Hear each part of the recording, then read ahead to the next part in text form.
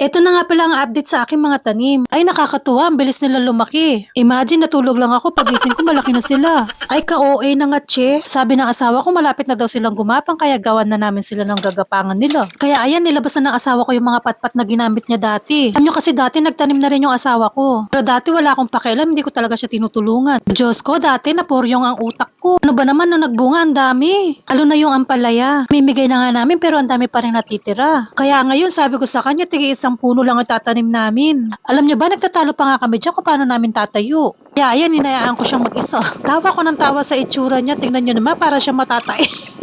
Ay grabe, digital na talaga ang karma ngayon, ang bilis. Bumalik ka agad sa akin, ayan, ako naman ang pinagtawanan niya. Ay tingnan nyo naman siya, tawang-tawa, hindi makamove on. At ayan nga, lumabas na si Bossing. Tingnan nyo naman, nakapantulog pa. Dumating na suklet. Ay sigurado may manggugulo na. Fast forward, hindi namin makita yung net. Hindi ko na alam kung saan ko na nga ba itinago. Kaya nag-change outfit na ako dyan. Kasi pumunta kami ng Daiso para bumili ng net. Pagbalik namin, nilagay na namin kaagad yung mga net. Minamadali na namin kasi umaambon na.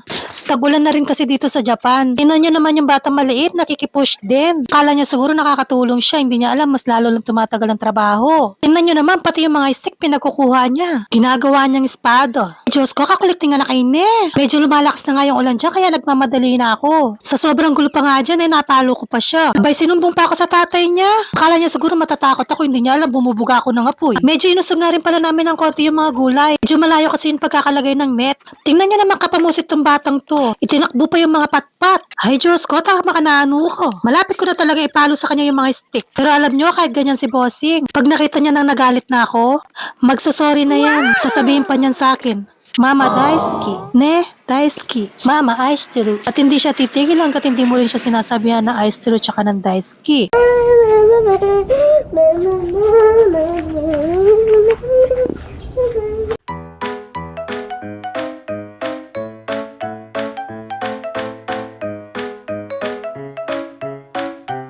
Thank you for watching.